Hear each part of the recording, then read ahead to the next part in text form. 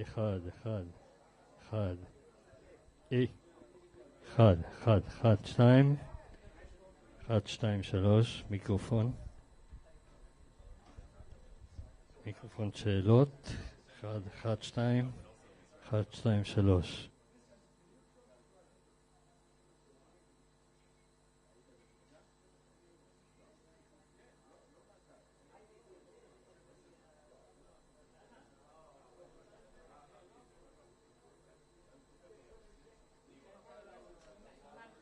אחד, שתיים, אחד, שתיים, אחד, שתיים, אחד, תודה. יופי. אני אשים את זה פה. לכבות או שזה יהיה דלוק כל הזמן? לא, זה אני...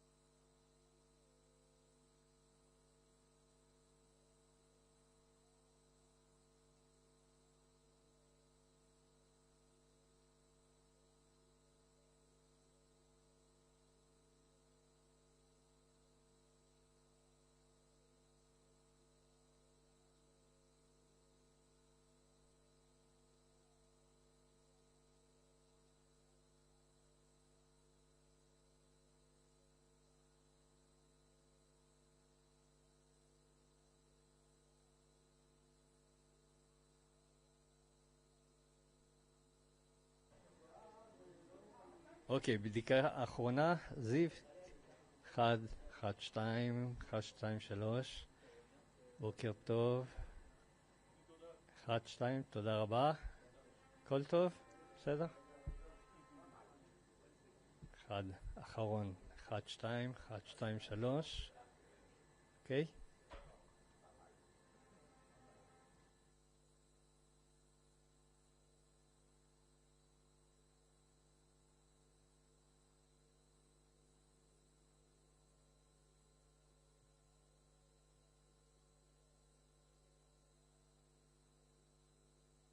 אחת, שתיים, אחת, שתיים, תודה.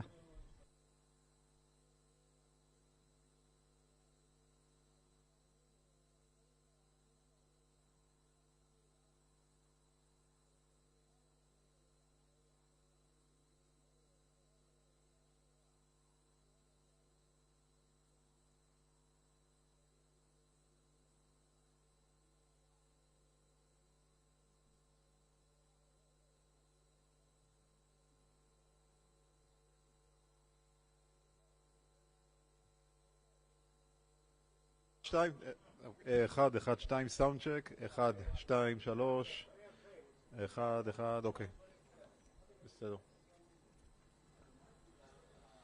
1, 1, 2, 1, 1, 1, 2, 3.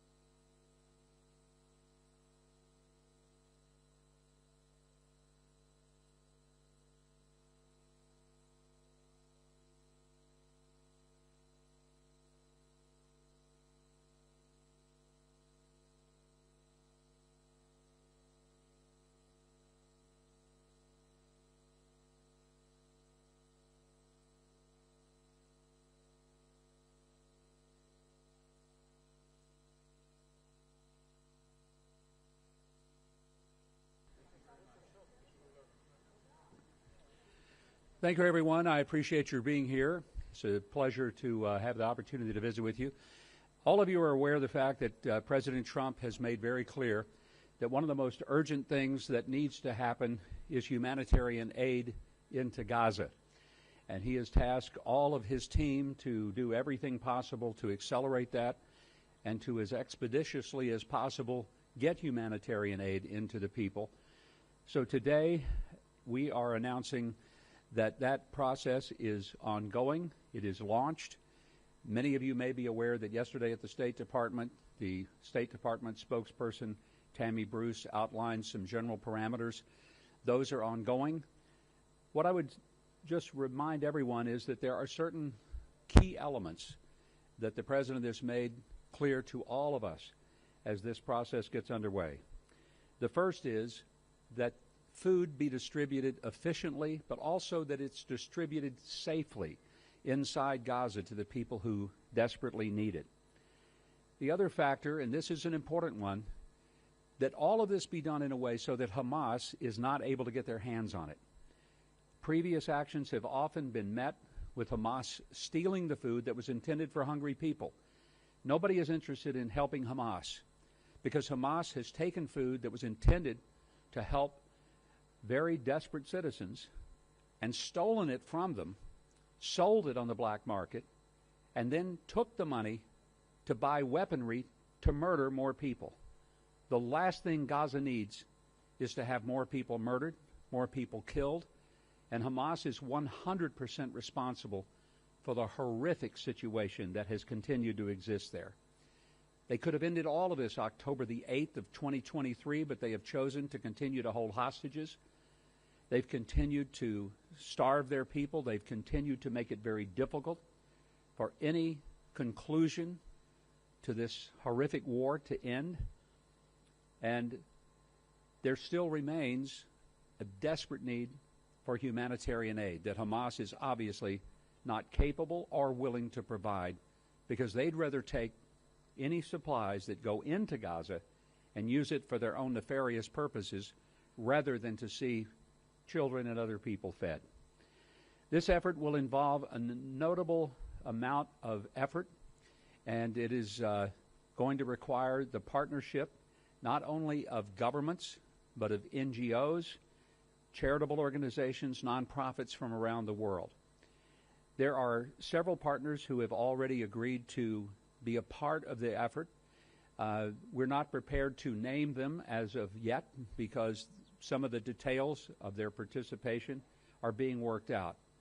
But the happy news is to report that there has been a good initial response.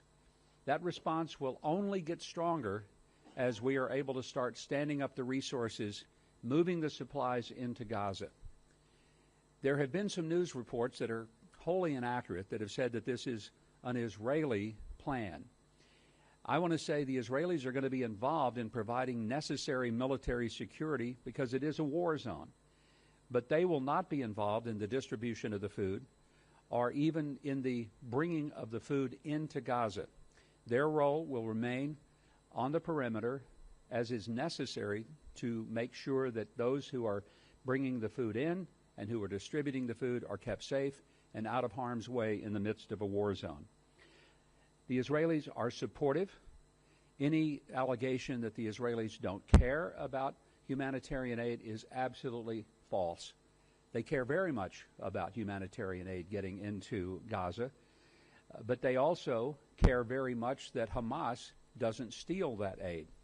But that is a view that is shared by the President and by all of us at the United States because we truly want this to be a humanitarian effort, not an effort that we are ashamed of.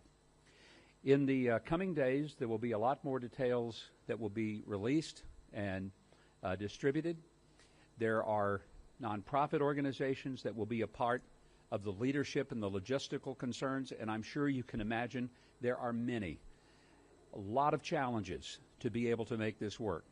To feed what will initially be perhaps over 1 million people and ultimately 2 million people requires an extraordinary amount of planning and execution of the plan.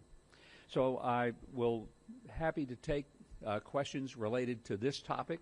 I may not have answers for you, but I'll be honest and tell you if I don't have the answers. Yes. Yeah, hi, Lisa Rozovsky from Haaretz. Is the distribution dependent on a ceasefire, or will it start regardless of the ceasefire? And if so, when is it due to start? The humanitarian aid will not depend on anything other than our ability to get the food into Gaza. So it's not dependent upon other things regarding military action. As to when it will start, we all would hope the answer to that is very soon, but I can't give you an exact date.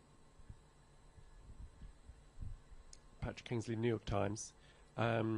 We understand the structure of this process will involve 4 or 5 distribution zones, which will be guarded at the perimeter by the IDF, but inside it will be private aid workers, and that they will distribute each zone to roughly 300,000, 350,000 people each. Can you confirm those details? And second of all, do you have a response to the UN concerns that this would potentially put civilians in danger because they would be coming through IDF lines, and also that it would force a lot of people to walk quite a long way, maybe up to 5, 10, 15 miles potentially, and that would be a logistical challenge for them. That's a lot of questions for one question. I'm not sure I can cover all of them, not sure that I will remember them all, but let me do my best. First of all, there will be private security that will be responsible for ensuring the safety of the workers, both getting into the distribution centers and then in the distribution itself. When I said the IDF will not be involved in that point of distribution, they will be involved in keeping the perimeter safe. And they're the only ones who can do that. And I want to reiterate again, the Israelis are supportive of this program. They want it to happen, but they're not operating it. And that's important because there are some entities that would not want to participate if they thought that this was an IDF operation. It is not. It is a humanitarian operation that was initiated by the President in his mandate for us to get aid into the people who most desperately need it, but to do it in such a way as to not let Hamas control it. You mentioned the distribution points. There are initial number of distribution points. Those will be scaled up as soon as it is possible, so that that is not the total number, that is the initial number, and that number will increase as the scalability is capable. And I'm trying to remember, was there another 3 or 4 or 5 or 6 or 7 questions in that? Yes. Yes. The criticism from the United Nations is that this would endanger some Gazan civilians because A, it would force them to go through IDF lines to reach this food, Yes. and second of all, at the moment, they say there are 400 distribution points. This would reduce it to 4 or 5 points, meaning that people would have to walk a long way. That's difficult. It would put vulnerable people in potentially more vulnerability. Let me address the last question first.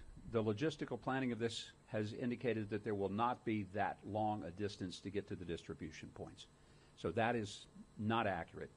And as far as the UN saying that they are concerned about the danger, the greatest danger, the most important danger, is people starving to death. There's the danger. We're going to have security. There will be security both at the distribution points provided by the contractors that will be engaged to do that. There will also be security parameters built by the IDF, again, at a distance from the distribution point to protect them from the ongoing calculus of the war. But let's be real clear what the danger is. The danger is not doing anything. We call upon the United Nations, we call upon every NGO, we call upon every government, especially those who have been saying, why don't you do something? Why isn't something being done? Well, something is being done. So we invite people who have been concerned about it to join in this process. I will be the first to admit it will not be perfect, especially in the early days. It's a logistical challenge to make this work and to make it work well. But all of the partners, both the donors as well as those who will carry out the operation, are committed to getting it launched and making it work better as we go along. Yes.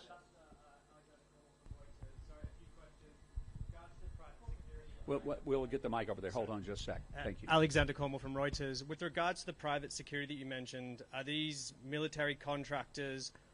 What will be the rules of engagement? The second question is on funding. Who will be contributing to the funds? Will Israel, will the Gulf states, will the United States be funding this? Thank you. Answer to your questions, I don't know, and I don't know. And it's not that I don't know some things, but I don't know some things that I can disclose at this time because there is a lot of moving parts that are still moving. So you've asked about rules of engagement.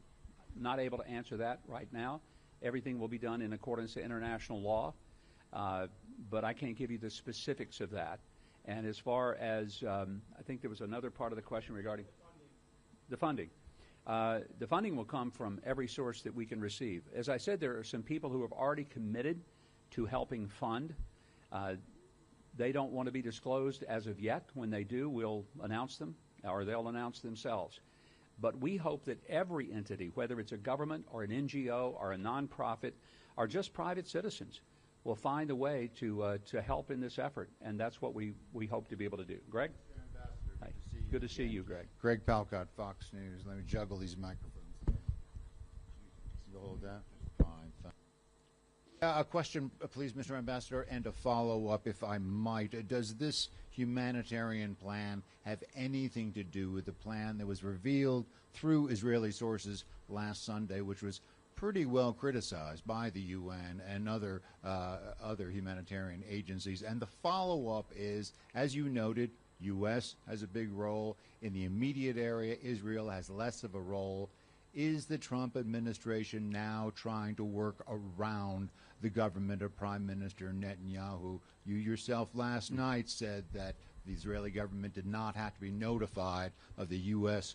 Houthi deal. There are discussions going on right now between Iran and the U.S. and intermediaries, Saudi Arabia, even Hamas, and we know that President Trump is not stopping here next week. Are you trying to work around the Israeli governments on a range of issues? Absolutely not. I think any characterization of that would be completely, absolutely untrue. There is an incredibly close relationship between the U.S. and Israel that continues, and I think even my comments may have been taken a little out of context. The rest of that story was the United States doesn't have to tell Israel everything it's going to do. Here's the second part that I said. Israel doesn't have to tell us everything they're going to do. It's a sovereign nation. We respect that. So there's no issue here that there's some kind of workaround going on. I wanted to make clear that this is not, and this is where the news story that was reported last week was really off the mark. This is not an IDF or an Israeli operation. That would cause some potential partners to say we don't want to be involved. The Israelis' role, and it's a significant one in helping provide security, but they're not operating the distribution. They're not operating the bringing of the food in or the distribution of the food when it gets into Gaza. They share the same concerns we do to make sure that Hamas doesn't have any of it.